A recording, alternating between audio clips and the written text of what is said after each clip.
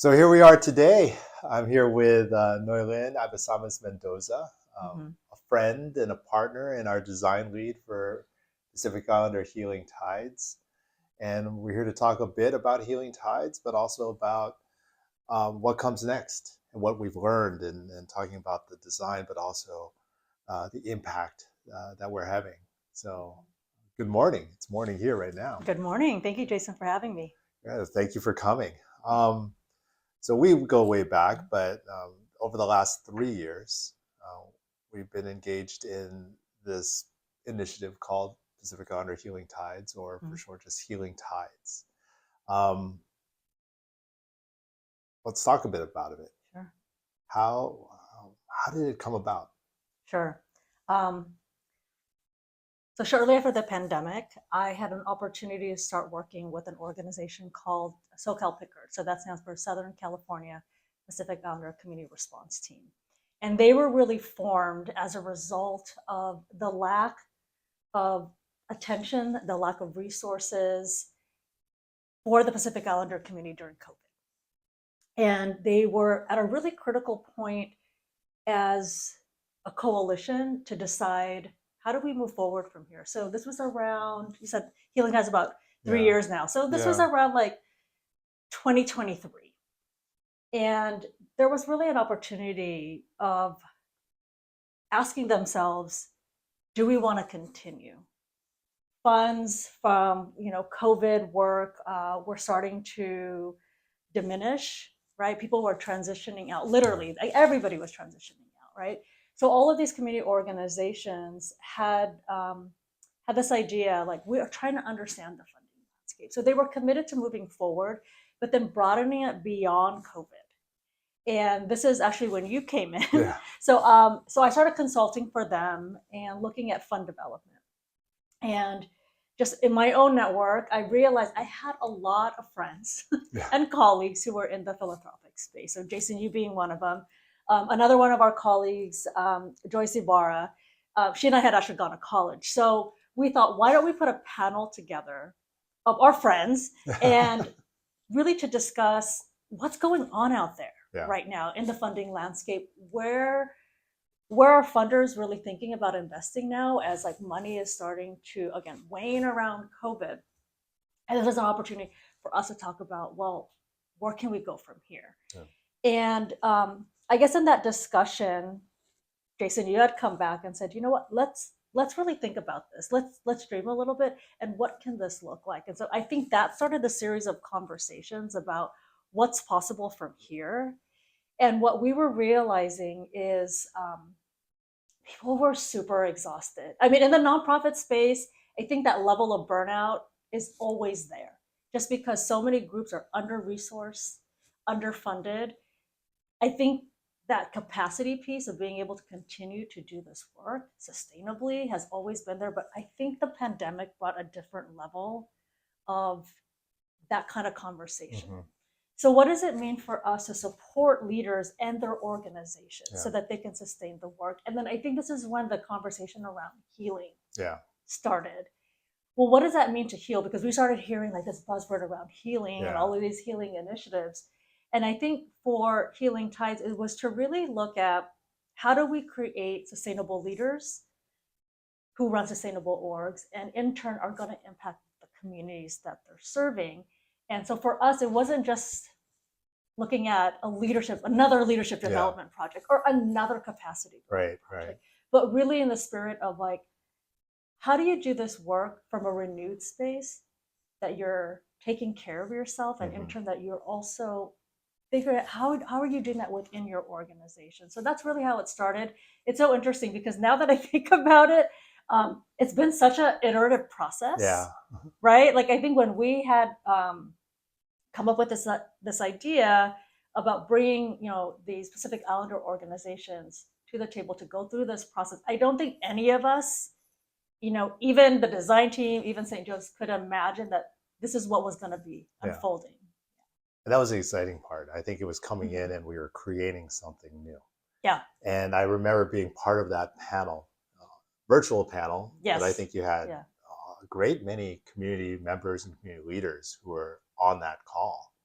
And I was really struck by the honesty and the desire to continue, but also this weight, this Mm-hmm. burden that many of them had.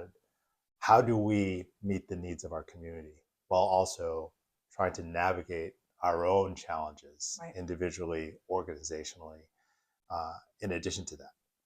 And so you and I spoke, and I said, well, why don't we build Mm-hmm. something new?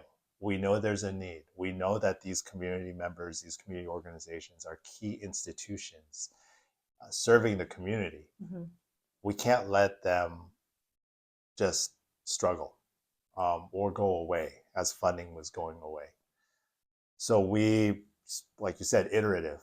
Let's build something. But it was also this idea that it wasn't just another capacity building Right. initiative.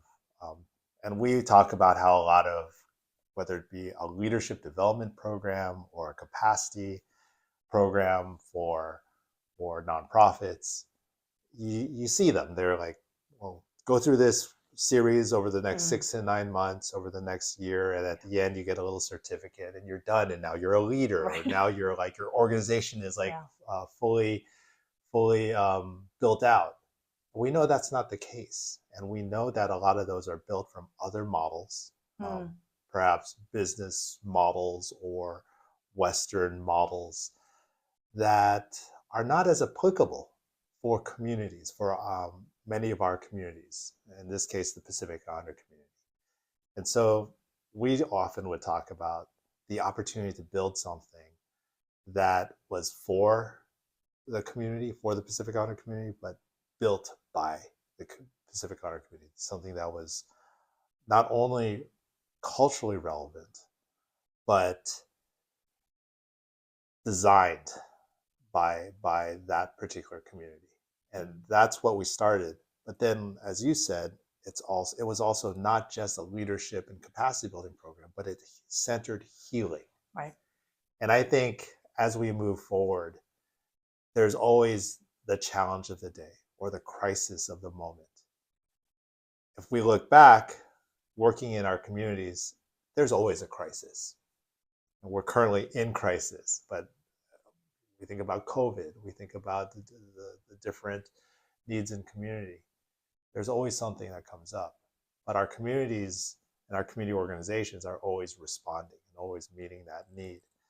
Um, and oftentimes, that those communities and those individuals who are leading those organizations, um, they're dealing with their own, not just issues, but the traumas. Mm-hmm.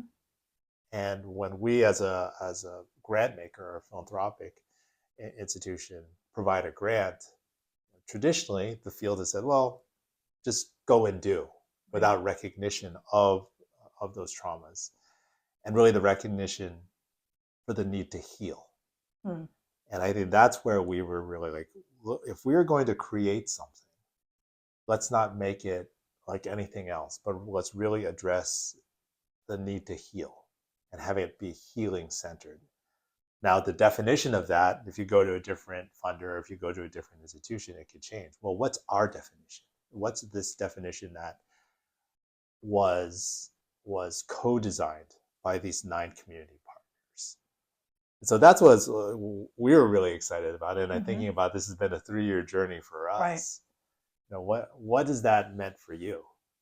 Mm. A lot, actually. My background is I am a leadership coach, and I also do organizational consulting with organizations. Right. Um, I mean, for me personally, it's also changed the way that I look at how to support organizations Mm-hmm. and support leaders. And I think you brought up a really good point. Is sometimes we're so focused on the project, we're so focused on the outcomes, we actually take the relational piece out, we take the people piece out, that there are actually people Yeah, behind those projects, yeah. and they live very holistic, full lives. Mm-hmm. But in workspaces, we're told not to actually show that. And I think what Healing Tides has allowed us to do is to see somebody in their totality, right? Like what communities were facing, the Pacific Islander community were facing, it was devastating in COVID. You're trying to go out there and outreach, tell people about resources, you might actually be having somebody who passed away in your family, Yeah. right? And that's just like one example. That's like during COVID. But we've seen like since then, there's been so many instances where leaders still have to show up, but they might be facing something personally, Mhm. right? And I think this space has actually allowed us to have that conversation.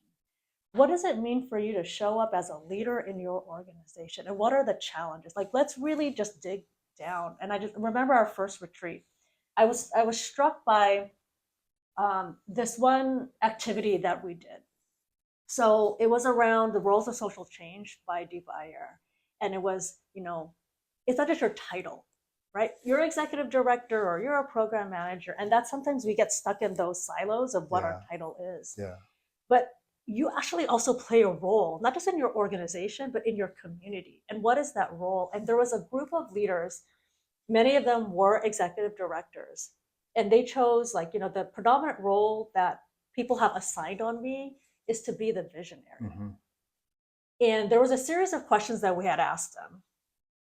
You know, what are things that are challenging when you have to wear that hat?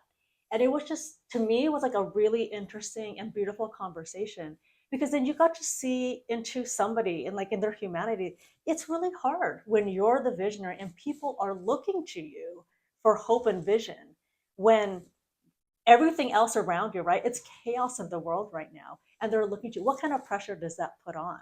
Yeah. And I remember one of the younger leaders said this was actually a really great conversation, because I didn't realize that the leaders that we look up to were once like me and they're also struggling Yeah. with the same thing. So in many ways, it not that it brought them down to reality, but it's like, oh, everybody is kind of dealing with something similar. But these leaders are still showing up. And it was also an opportunity for those leaders to say, and you know what, sometimes I need support.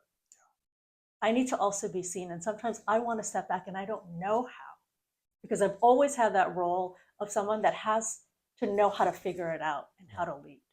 But sometimes I need to call more people in, and how do I get support? And I think that that's huge for some leaders. Actually, through our coaching is, I've never had a space for me to be able to talk with somebody, to talk about some of the challenges that I face in doing this work, and just to, like, no judgment, but just to like hold space for them, Yeah. not necessarily to find a solution or to do some kind of action, right? Yeah. But just to allow them that platform to talk about, these are all the things that I face, doing this work. Yeah. The way that we design initiatives Mm-hmm. at the St. Joseph Fund is it's really, I call it a phased approach. Yeah. And because it's so different, I think, than traditional grant making. We don't go in and say, hey, here's a certain amount of money, go and build out a service, and then tell us how many people you reached. That's not our work. Our work is around capacity and power building and focus on community. And in that first phase, I think back about Yeah. Healing Tides, we collected 9 organizations, 9 Mm-hmm. communities together. And I remember going, it's like, this is what it is. But I think it was so different than a lot of other opportunities that they've had, that Mm. there was a lot of formation that happened in the beginning. Yeah. Like you were talking about, like, hey, yes, we're talking about leadership, and yes, we're talking about capacity, but we're really talking about healing and allowing people the space to heal, and also the permission to heal Yeah. and to focus on that, because many of these folks are so dedicated to community and so selfless. Yes. And I think within the nonprofit field, you see this across, any of the organizations. A lot of these nonprofit workers and nonprofit leaders don't allow, or don't feel they have the time, the space, the resources to heal, because they're so focused on, quote unquote, the community. Mm. Now, talk a bit about how moved, were able to move in that direction, and the buy-in from those leaders. I think part of it, and so many communities, Pacific Islanders included, right? It's about you helping somebody else Mm-hmm. and you taking care of everybody else. That I think it was hard for a lot of leaders to say, actually, me too. It's Yeah. not just me taking care of everybody else, but I should also be included in that being taken care of. I think the process in which we approach it, like you said, that was a phase model. And so when the design team and I started thinking about how do we support these leaders, I think what was really important for us was the rapport building in the beginning. You cannot take groups, people through a process unless they trust you, Yeah. right? And so, there were a couple of us who are, certified and trained coaches, and we really said, I think the first phase really has to be about one-on-one rapport building and coaching, and really supporting these leaders. And I have to actually give credit to one of our partners. So in the very beginning, right, when we had this idea and we wanted to let the groups know, there was a process of trying to determine who the 9 organizations are. And it was very different from traditional grant making, Yeah. right?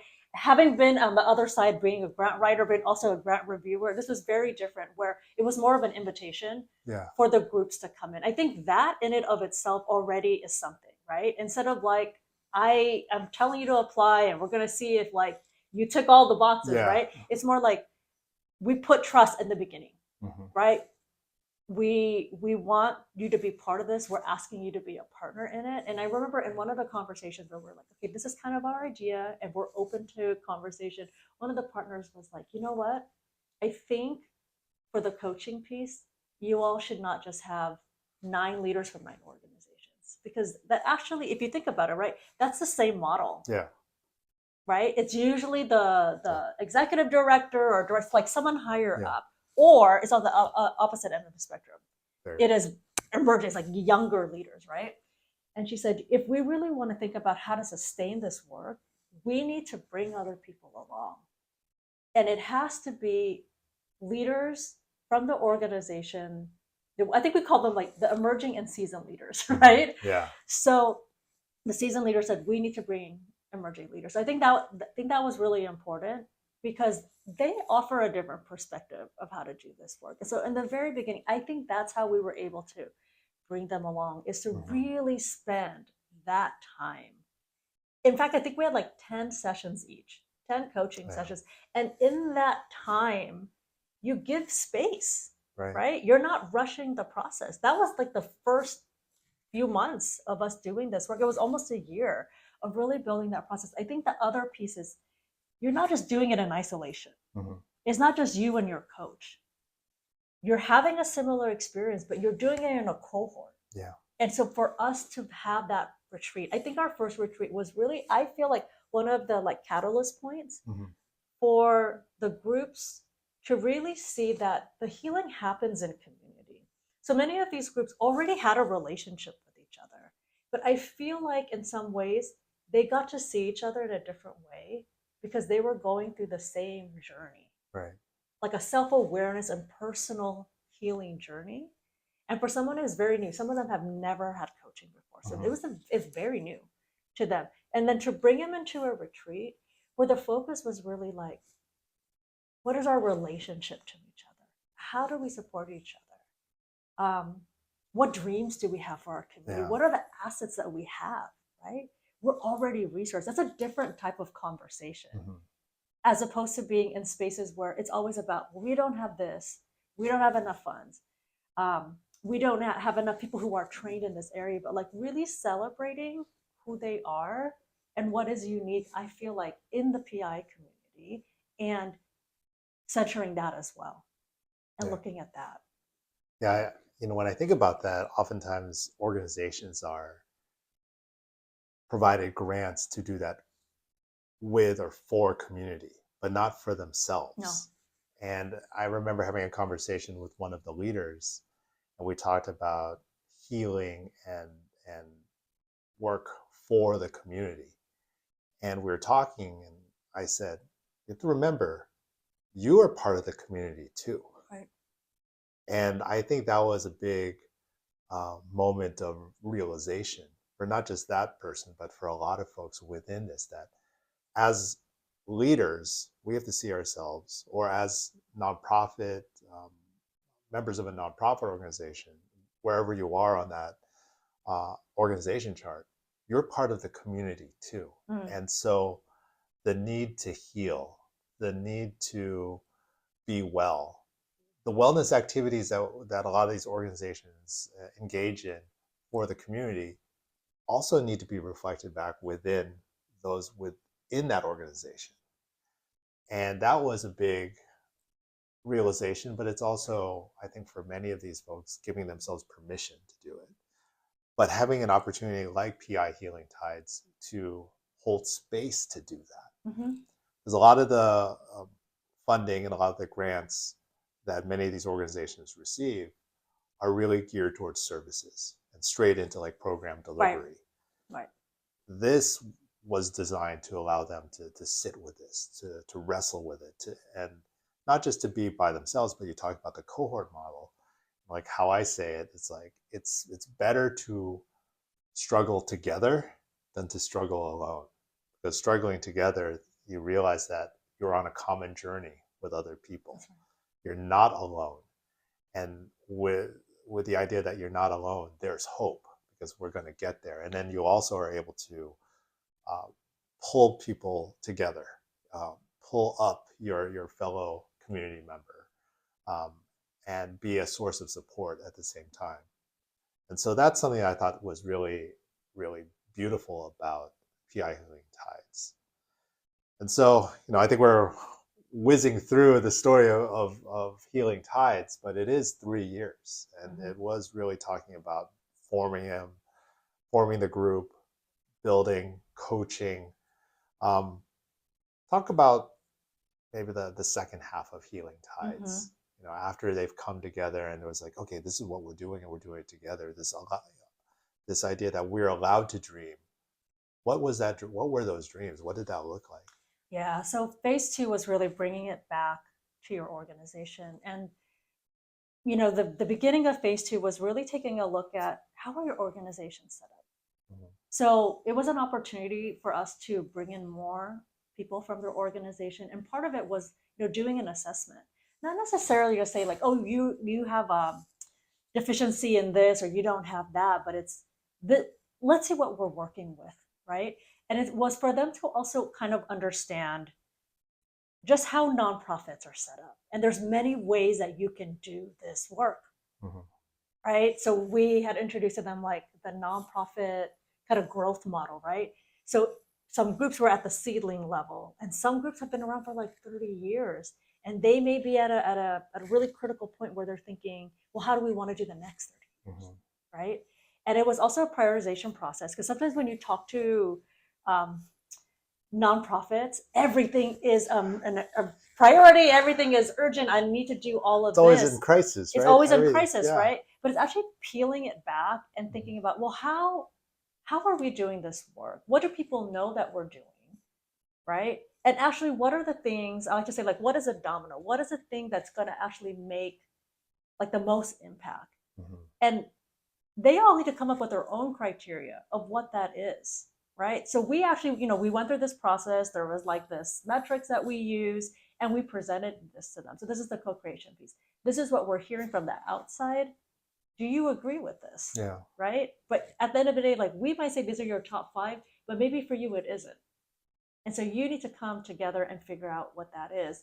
And I think the piece that's really critical too is if you're having leaders to go through this process, how do the leaders then take that experience and use it as a guide with their teams to say, if we are going to center healing and we want to be a healing centered organization, how is that showing up in the work that we do, right?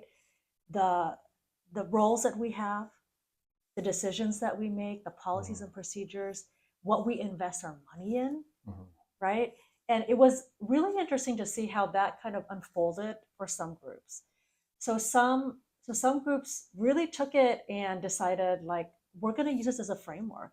We need to have these conversations. Like if people are getting confused on roles, it doesn't have to be something that's like punitive. Let's unpack that. Let's look at Yeah. it from a lens of like care and say, so how what can we do to make sure that everybody understands what we're doing? And one of the groups I thought it was interesting, confusion of roles, and then it became actually part of it is recognizing that we mostly work remote. right? And That's so the new reality, right? the new reality. And so if we want to have like better communication and more clear roles, maybe one of the things that we need to use our money and our time in is to build stronger teams. And part of it is having maybe more frequent, right, times together where we're not just doing work, but we're getting to know each other. We're starting to understand some of the needs that each other has. And I think the same organization also started putting in their agendas, right, a question around what support do I need.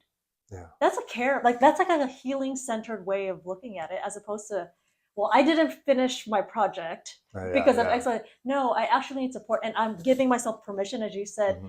to say this is what I need from my team, or this is maybe resources that I can offer, right? Hmm. And so I think that that was a really interesting piece about phase two. I would say also phase two um, was fascinating because it wasn't just happening internally within the organization, but because they deepened their relationship with each other, these partners, you started to see where they started to support each other. Yeah. So I have an example of, there was a Tongan film that came out, and one of the organizations was approached to basically be the community partner. And to their credit, they said, you know what, this should be like a community event, right? So they brought on another one of the Healing Tides boards, to kind of like spread the word and co-sponsor it and all of this. And then even more organizations got involved, because the way that they found the venue was because one of the organizations had a contact and she lived in that city. She said, Hmm. you should actually go to this venue.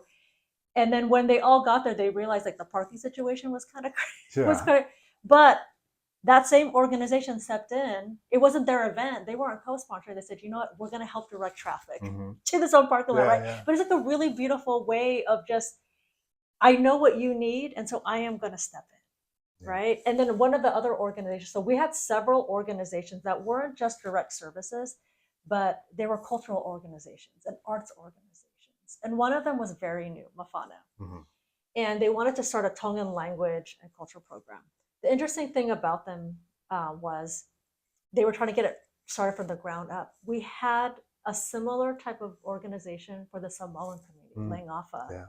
and they really played a mentoring role. And if you ask the people from Afana, Phyllis and Anise will always say, if it wasn't for Healing Tides and the connection that we were able to get and meet Langafa has served as basically like their guides and mentor. They will say, we don't know if we would have gotten our Yeah. project up and running. So it's those pieces that I think were really interesting to see in phase two. It was seeing seeing it in practice of how it looks in the organization, but within the network of supporting each Hmm. other. I think about the journeys that all these Yeah. organizations, as these individuals have had, and there was a phrase that kind of stuck to me, or a realization that community is healing. Yeah. And the stories that you just said, I think about how that contrasts with traditional grant making and such, and the way the nonprofit field is set up. That it's very much about competition. Traditionally, we Mm, write a grant proposal, someone in kind of a shadowy secret like a review committee yeah. will review the merits of that, and that person is usually not from that community. But what ends up happening is you'll have different entities or organizations from the same community, we'll say the Pacific Islander community, and they're all competing for that limited amount of funding. And it's a very competitive process. And competition is not conducive to building community. What you just shared was this idea of like, no, this is not a competition. We may be from a Tongan community, we may be from a Samoan community, but we're going to work together. We're going to help each other. We're going to build each other up. That is not what we've seen in traditional grant making because of the No. limitations, the scarcity model. But the beauty of this was about, no, this is not about funding. This is about embracing uh, all of our community members together. Right, but the other piece that you reminded me of too, it was by design, Yeah. actually, because phase two So after we started working with the organization individually, we put them into learning Mm-hmm. pods, right? So by design, these learning pods were here to support each other and to understand the wisdom that each other has, right? And so when you're in a smaller pod of like two or three other groups, and you're working right with the design team to present like, okay, this is an issue that we're kind of facing, we want to workshop this, you're getting the wisdom from so many groups and not just the facilitators that are there, right? And then also when you're hearing this other organization say, well, this is something that we're wrestling with, they might have actually did a strategy at this other organization and they can offer that. And so I think that it has to be built into how you're doing this type of initiative. It's not just we're going to give you this money, because you know how other collaborative grants, right? Sometimes people become a collaborative because money gets Yeah. involved, Yeah. right? You are there to create a coalition, Mm-hmm. right? Supposedly on like one vision or one mission, but what are the connections? What are the weaves that tie them together? And I think that's what makes this particular initiative different, is that they were already working with each other, but Mm-hmm. it wasn't like a forced collaboration. I Yeah. think it was like there were opportunities for it to be organic and for their relationships to deepen. It wasn't transactional. Yeah. It was very much about a shared recognition and coming together. And also like a recognition that each of them play a role. Each of them play a part in this larger collective vision for what they have in their community, Mm-hmm. right? They want healthy, thriving Pacific Islander communities, and each of them have a role in that. So 3 years goes quick, Yeah. and we just completed the formal portion of Healing Tides. There was a closing. Um, Mm-hmm. Talk a little bit about that. How what did you see as being part of that, but also carrying the stories of all these partners. Yeah, in many communities, and especially the Pacific Islander community, this idea around ceremony and protocol is very important. Mm-hmm. And for us, we always also centered not just healing, not just care, but also centered culture. We have to honor the communities that we're working with and to bring in those protocols, those things. And so for us as a design team, it was important to have that ceremony of closure, Yeah. right? Because when we don't honor that a container is ending, it feels like you're always going to be in this liminal space. And to just also have like that mark that says, we've come here together. And so to be able to do it, in the South Bay, Yeah. right? And we also had it at Cuba LB, which is not a Pacific Islander organization, but to also have intention to say like this space was actually created with this vision of actually supporting all of these small businesses, and it's also a community space, that this could potentially be another way to actualize what some of them want to do. Like many of these organizations would love to see a Pacific Islander community center one day, and there's many ways to do that.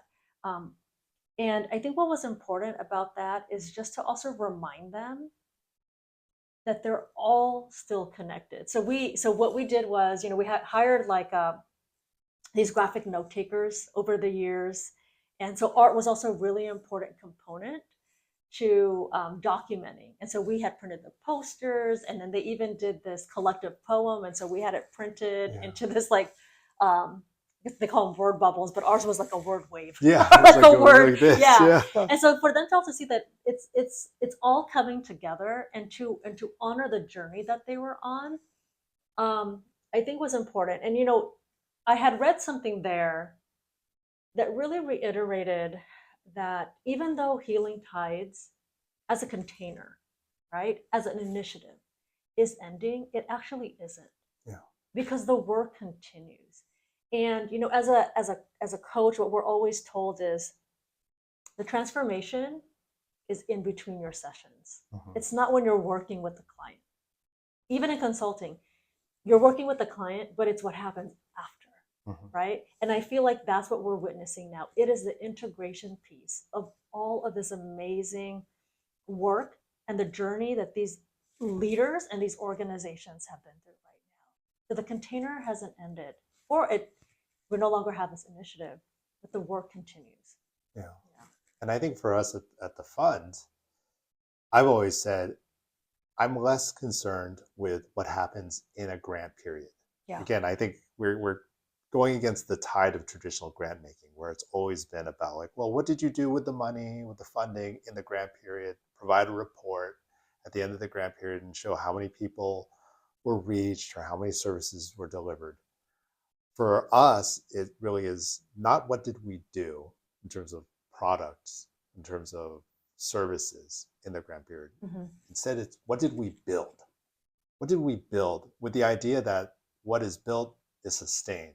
It remains post grant period, and the real impact happens after the funding's done, after the grant is done, and in this idea of like the container ends, but the work continues. But to me, it's like the impact. The impact continues. It continues because we're talking about when we talk about healing, being healing centered.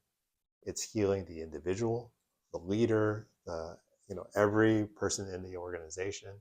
Then you have a healing centered organization that is not running from crisis to crisis, but is really working um, from that healed perspective, which allows for better operations, better policies, better practices, and thus that reach and that impact in the community is deepened. Mm-hmm. At least that's what our hope is. Are you seeing that in Healing Tides? I think, when you say that the container ends, where are we now, or where do you see these communities going? Yeah, I definitely do see it, and I want to give one example. It's if you can go beyond the metrics, Mm-hmm. right? When somebody's on a healing journey and they're self-aware, and you're looking at them building their organizations from a place of care, something does happen that's different, right? And I've seen it across so many of the leaders that participated. It's the ability to think beyond what you can see, right? Like right now, it's chaos everywhere. Mm-hmm. But to show up and do the work and have this vision for a brighter future, you allow yourself the ability to reimagine and to have an expansive way of thinking. And that's what I've been hearing from a lot of the groups. It may show up differently, right? It may show up like, oh, now I'm like really excited to try this new program, or I'm going to apply for this grant, or I'm going to think about a different way that we can do this work, right? That even goes beyond us just going and applying for philanthropic money, or maybe it's integrating more creative things. But for me, that's I think the biggest aha that I had is when you see leaders who can have hope and who can imagine and who could have a different way of looking at the work that they're doing and still continue, because it is beyond like the funding is always going to be precarious, right? We may not always be resourced, right? But we can still show up in the ways that our communities need, and that's my hope for the organizations and for the leaders, that they can still find a place and how they can contribute, and it may look different, right, over the years, but that they will always center this idea of care, not just for their communities, but also care for themselves.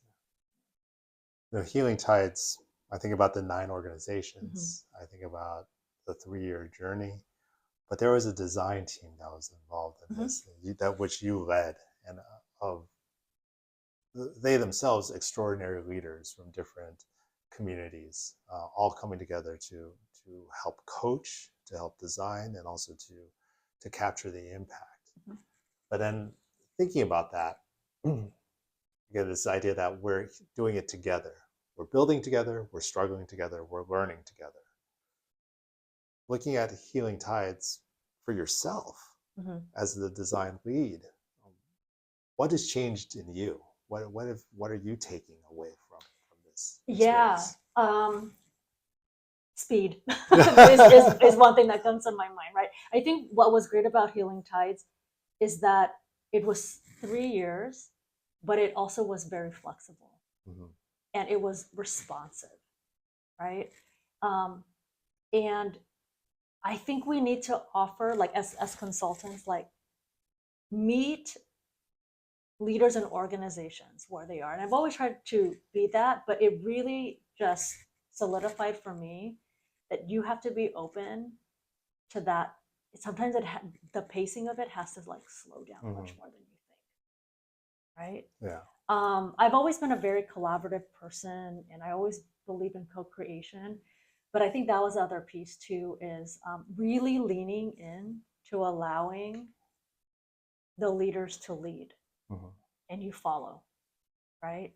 I always joke around, like, as a coach, you're kind of a guide on the side, right? Like, you're not there to tell them anything that they don't already know, but you might just be like lifting up things, and you're allowing them to come to their own wisdom.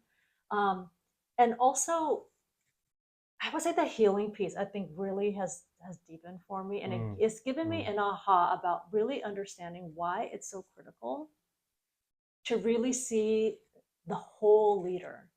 That I think, for a long time, we've grown up in this very Western way, like, professional and personal, don't mix it. Don't bring your personal stuff to work. And to some degree, okay, that makes sense, right? But I think we have to also understand, like, relational and situational context. And this program actually helped me to really understand Mm. that, like, I actually have to know what's going on Yeah. with these leaders, right?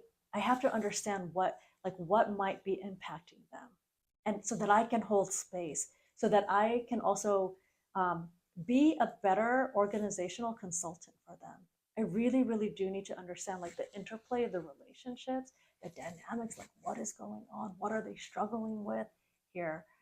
So that really changed for me, and I think there are some things that were affirmed, right, with the design team. It is so critical to have people from that community. I know Right. that we say it and it's like, yeah, but I think it's not just that. They have to really understand. So it's not just like representatively, like, you're from the community, but you have to really understand from a first person point of view what these organizations are going through and bringing that context in. The other thing that I would say too is we don't need to keep adapting Western No. models. Yeah, That that's was a right. big one. I knew that, but it was like, when we lean in to the wisdom from our own communities and our own cultures, that's enough. Yeah. And it's actually okay to center that we actually have something that we can offer to other people of Right. how to look at this work. Yeah. Yeah, I think that is, one of the faults of grant making philanthropy. It's always like taking a model that works somewhere And then else adapting it, and then right? Yep. projecting it into a Mm-hmm. community. And we see that as well, we know it worked somewhere else. Let's put it here, and that's an alleviation of risk. At least that's how it's described. But really, you know, it, that model may not be applicable to Yeah. a community, to all the other communities. And so the idea here with Healing Tides is building something up that was from, that not only centered, but from community, that is embraced, that was designed, that was built by community, having that go out. I think there's an element of that learning, a lesson that could be applied elsewhere, but particular tenets of that are are only relevant for these Pacific Islander communities. And so I think we talk about how this is really about um, self-actualization, Mm-hmm. of community self-actualization, of indigenous actualization. Um, but really, this is about how we build together, how those communities build it for themselves, but then with each other. So I think it's been a learning journey, not only for them, but for the design team, but also for us as a foundation, that we are not to be a foundation that only reviews things at 6 and 12 months intervals, but really, like, we're engaged, we're there. Like you said, we need to know what's going on so that we don't come in with our preconceived notions and evaluate things on a a scale that's not relevant to those communities. Mm-hmm. And so when we think about what comes next, the container ends, but we're not done. At least our work isn't Yeah. done. We talked about this next phase, which is about telling the story. What's the plan for the next year? Mm-hmm. The next year, it's really about, we have such a rich archive and Yeah. documentation, from videos to photos to interviews, right? It's really summing all of that up so that we can offer, not just to the philanthropic field, but I think to the community groups that are interested in figuring out how they could be more healing centered in their organizations, and offering this example, right, of how this can look like. I think the other piece that really struck me too, for with phase three, is really talking about um, the Pacific Islander community, as I mentioned before, has such rich ways of being, of Mm-hmm. doing, and that also should be uplifted as something that we can see as a model, right?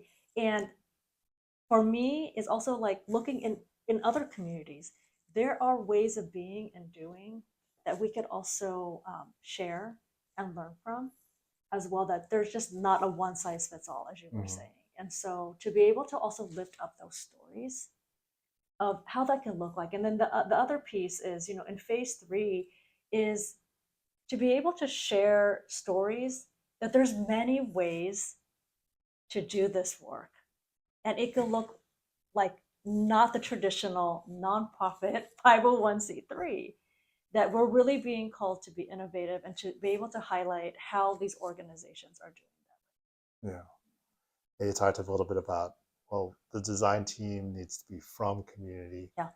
I think part of this is like, out of this, the hope was each of these 9 organizations and the numerous leaders that make up the organizations, they're recognized as experts. Yeah. Yes. They're recognized as not just leaders, but they have that expertise that Mm-hmm. is valid, but is also can be compensated. That they're out there, Yes. then they Yes. now can be consultants to other uh, initiatives, other projects, other plans, other efforts. So it's not always someone from outside of that community coming in, but they, on one aspect, recognize themselves to be Mm-hmm. that have that Yeah. expertise, but two, they're able to go out and not only benefit from that financially, but spread that lesson, those lessons out into the community. Mm-hmm. So that was a big thing for a big outcome and a big realization for us. So it's not just, oh, let's call for the next initiative, let's call Noilyn out, but let's call some of these folks in. Yep. And I think that's a call for our philanthropic partners out there to, like, you know, this is not just an organization to give a grant to, but give them a contract to lead an initiative or That's to right. advise That's and right. such. And that's another way that the field can change. So I think we talked about the evaluation piece, but what what comes next? I think, and thinking broadly beyond maybe Mm. just healing tides or the Pacific Islander community. We talked about what the impact has been on you as a consultant, but what comes next overall? Yeah, I think it's really about sharing the story of healing tides, Mm-hmm. in particular to the funders, right? Because here's the reality: they get to decide on a lot of things, Yeah. and I think that really has to be the target, um, for how we can do things differently, right? And I think that, to me, the other audience is also other organizations that are willing to look at how they could potentially start having a healing centered framework, Mm-hmm. and how would that look like, and supporting them and giving them, resources, like where can we start having these conversations, like you said, not necessarily to have a consultant come in to do it, Mm-hmm. but how can we start thinking about how to do this work, how do we center care in the work that we're doing, how do we support leaders that are probably facing much more than they have ever faced, Yeah. right?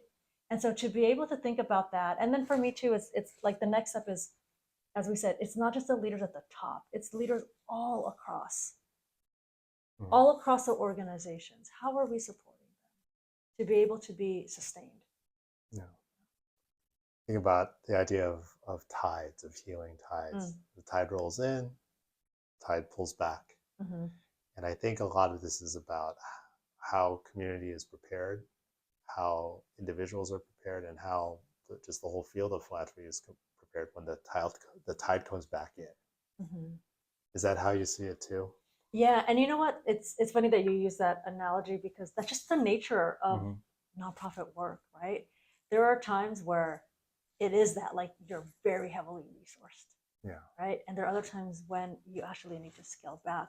So the question is, what do we need to just make sure that folks are steady and folks are sustained and and they're ready for that work? And I do think that we have to go back to some of the stuff that we were talking about earlier. It's beyond the funding, right? Mm-hmm. It's also setting things up in place where the work can continue, but not at the expense of burning out a leader, Yeah. not at the expense of their health. Because we heard that a lot too, right?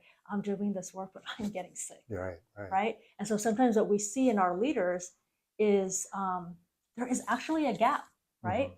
There's leaders that stay for a really long time, and then you don't, there's like leaders of a certain age range, they're gone because some of them have gotten sick or they've completely left the field. And then you have a lot of young leaders, right?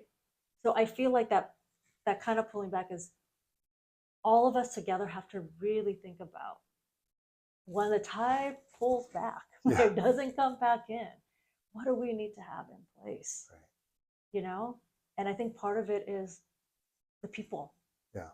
Like, what do we need to sustain those people to do this work, right? That they don't get exhausted, they don't get burnt, they don't get sick, Mm-hmm. right? And so, but that's not a solution, I think, just for one individual or one organization. Is like collectively, what do we need to do to have these systems of support, this ecosystem of support, Mm-hmm. right?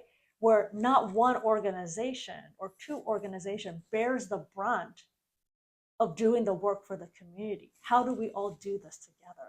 And I think that's what we were seeing through Healing Tides. It's like, I understand what my role is as an individual, I understand my role as an organization, but I am part of a larger ecosystem that's caring for our community. So not one of us has to hold that burden. I think of it this way that as the tides come in and come out, they hit Mm-hmm. the shores, and then um, figuratively, they're hitting the shores of these Pacific Islander communities. Mm-hmm. But the tides and the waves pull out, and they ripple out from there. And my hope is that the lessons, the learnings, the values around healing, they go from one shore, and when the tide pulls back, they reach other shores, Mm-hmm. other communities, and maybe the larger shore of philanthropy itself, that Yeah. there is a change in the field. And so that's something that I was excited to be a part of, to support this, to be a partner with yourself, with the design team, with the 9 organizations. But the work continues. And I think for us as the St. Joseph Fund, Mm-hmm. we've really embraced it, our work as healing centered, and exploring what does that mean and sharing that with the field. Mm-hmm. And so I'm really thankful to have done this with you. I'm thankful that you spent a little time this morning to Mm-hmm. do this, and I'm looking forward. Like our um, Healing Tides journey isn't over. We're still working, and we have some other plans with other Mm-hmm. initiatives. But I want to thank you for everything that you've done. So Well, thank you for the opportunity. It's been honestly a very transformative experience. Um, Both as a consultant on this, but just also to be part of this community yeah, that was really looking at supporting our organization. So thank you for the thank opportunity. you. Yeah, community is healing. Yes, that's a good note to end on. Thank Yeah, you. thank you.